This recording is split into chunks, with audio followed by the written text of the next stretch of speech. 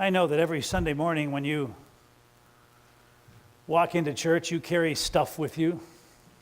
You have all that stuff that you've been thinking about and doing during the week. And I'm sure, no matter how together you may or may not be, I'm sure you have periods of time when you're just plain tired and crabby.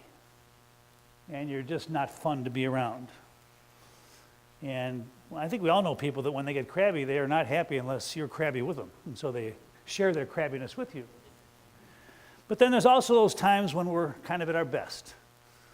Maybe a day when, at the end of the day, you look back and you say, I was pretty positive today. I was pretty affirming. I was able to make a difference. Probably in the middle of those two extremes is where we live most of the time. I wonder if you're very good at handling conflict. Each one of us has gifts. And as I get older, my list of gifts gets shorter and shorter. One thing I've never been good at is tension and handling conflict. I want everybody to hold hands and sing Kumbaya and get along. And then when something doesn't go right or somebody is mad about something, then I just kind of want to walk the other way.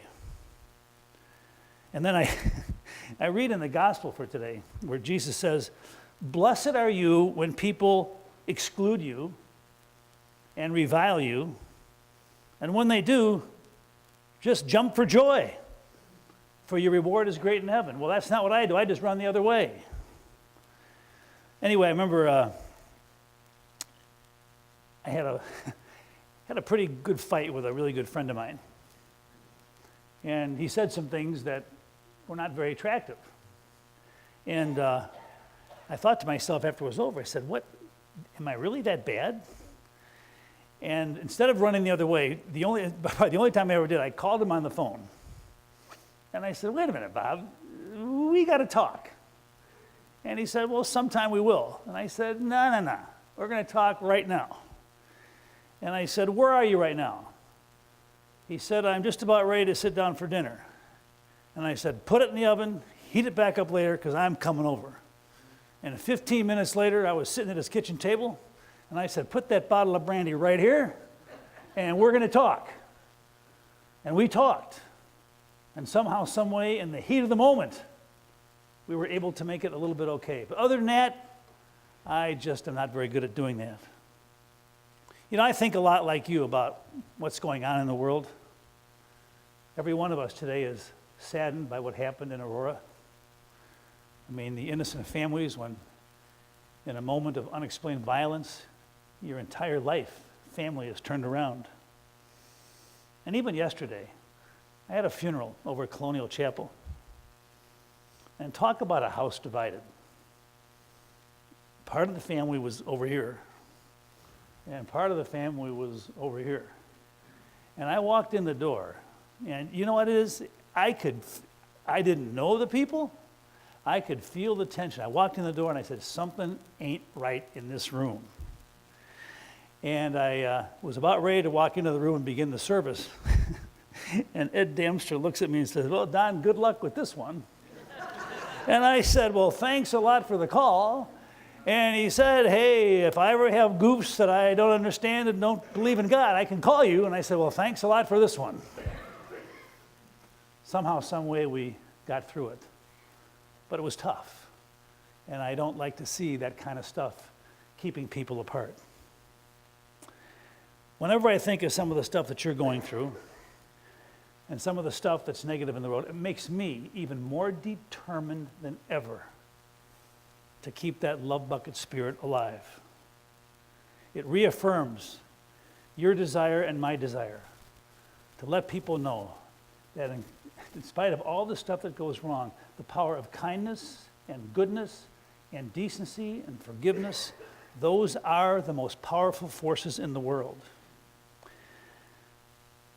Whenever I doubt the power of that, from now on, I'm going to pull out a letter that I got from a young man whose mom recently died. If you have not met her, you've heard about her. And her name is Frankie. And she came here years ago as everything was normal and most everything was good. And then about 20 years ago, she started her long and tough battle with a very rare form of cancer. And finally, she went to rest and was at peace just a few weeks ago. And she's like a lot of us, whose kids don't go to church, except for people like Mitch. He goes to church. And if you ever got the secret to how to get your adult children to go to church, would you please let me know how that is? Because I can't even do it as a minister. Well, anyway, just the other day, I got a letter from her son, Rick, who didn't go to church. And I would like to read just a part of that letter to you. The whole letter is on the far table. And here is what he said. He said, Pastor Don, we've been slowly but surely going through my mom's things. I don't think I ever realized the extent of the support she got from her church until now. You know, we're all hoarders in some sense of the word. Some of us may hoard things like baseball cards or junk mail in boxes on the kitchen counter. My kids, their drug of choice are stuffed animals. My mom, though, was different. She hoarded love from All Saints Church. Don, there must have been 3,000 cards in her house from you and the congregation. She kept every last one of them. I found them in drawers, in books, and a whole bunch of them on the fridge. Holiday cards, Sunday school cards, the occasional thinking of you card. I've seen them all. And don't get me started on her extensive collection of All Saints t-shirts. Over the last 20 years or so, All Saints has been nothing but a literal godsend to her. And for that, I want to thank the congregation for their love and support during my mom's short journey on this earth. Like a lot of us, the kids would come to church maybe for a wedding or when they wanted me to baptize their kids, but they didn't really understand Frankie's attachment and dependence on the church, which is you. And when his mom died, he began going through her stuff. To me, stuff is a biblical word. And this is the words that he sent me. I guess we're all hoarders in some way.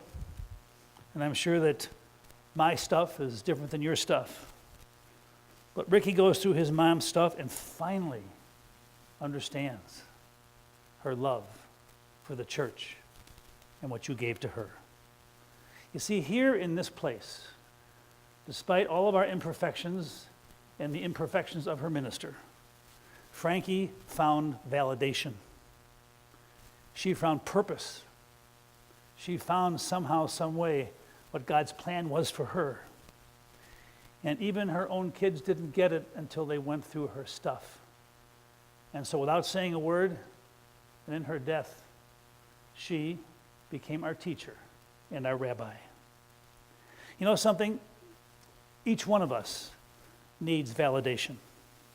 Validation that our journey, as short or as long or as imperfect as it is, that our journey does make a difference. It may be that 12-step program that you go to every week or every day. It may be all those bumps in the road that you felt along the way. Maybe you're just one of those ordinary folks who goes about your daily life, you take care of yourself and your family, and you wonder if anybody ever notices or cares along the way. But you see, love is patient, and love is kind. Love hopes all things and believes all things. And when you love somebody from the guts of your being, you bring that person validation.